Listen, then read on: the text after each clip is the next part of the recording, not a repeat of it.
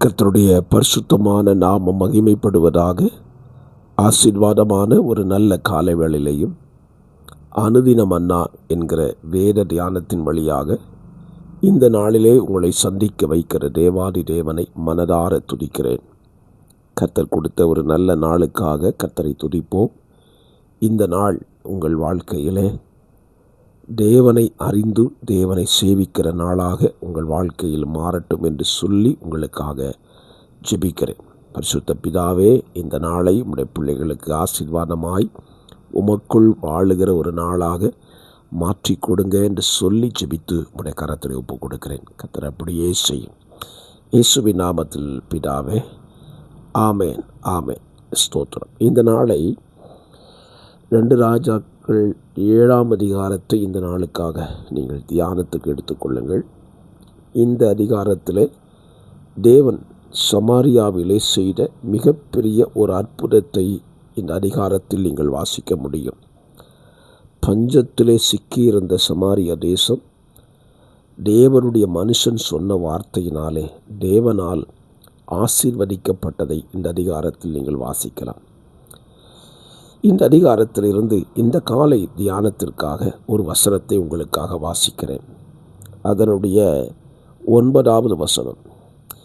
பின்பு அவர்கள் ஒருவரை ஒருவர் நோக்கி, நாம் செய்கிறது நியாயமல்ல.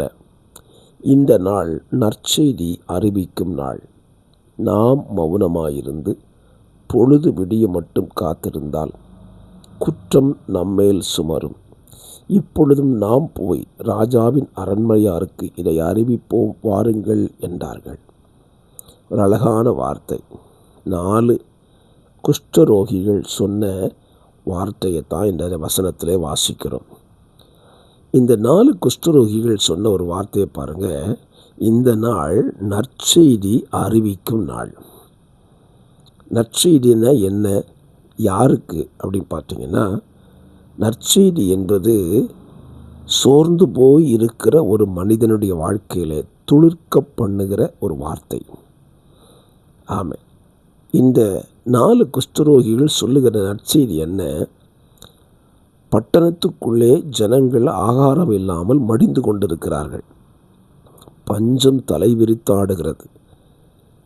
ஆனால் இந்த 4 குஷ்டரோகிகளுக்கும் மிகப்பெரிய ஒரு ஆச்சரியம் காத்திருந்தது.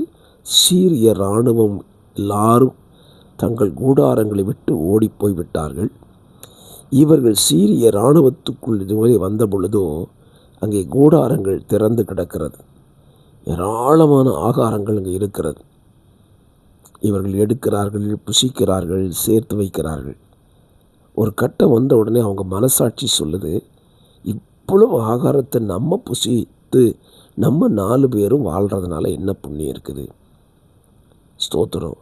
நம்மை போல எத்தனையோ பேர் ஆகாரம் இல்லாமல் மடிந்து கொண்டிருக்கிறார்களே, அவர்களுக்கும் இந்த செய்தியை சொல்ல வேண்டும் என்று சொல்லிதான் இந்த வார்த்தையை பயன்படுத்துகிறார்கள். அவர்கள் சொன்ன நற்செய்தினாலே சமாரிய தேசமே பஞ்சத்திலிருந்து தப்புவித்து கொண்டது. ஆம், இந்த காலவேளையிலையும் தேவன் நமக்கு ஒரு நல்ல வாய்ப்பை கொடுத்திருக்கிறார். இன்றைக்கு நம்முடைய தேசம் வசனம் இல்லாத பஞ்சத்திலே அழிந்து கொண்டிருக்கிறது. உண்மையான வசனத்தை சொல்லக்கூடியவர்கள் இன்றைக்கு ஏராளம் குறைந்து போய்விட்டார்கள்.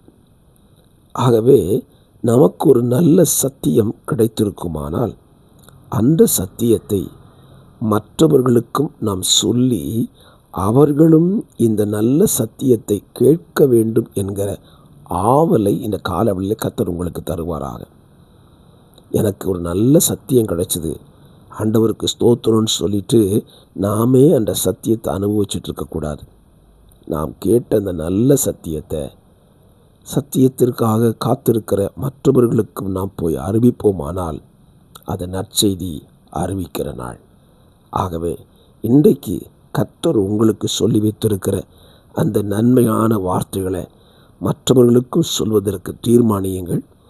அது உங்களுக்கும் தேவனுக்கும் மற்றவர்களுக்கும் ஆசீர்வாதமாக இருக்கும். பரிசுத்த பிதாவே, இந்த காலவெளியில் உம்முடைய பிள்ளைகளை நற்செய்தி அறிவிக்கிற பிள்ளைகளாக இவர்களை மாற்றிவிடுங்கன்னு சொல்லி ஜெபிக்கிறேன். இயேசுவின் நாமத்தில் ஜெபிக்கிறேன் நல்ல பிதாவே, ஆமேன்.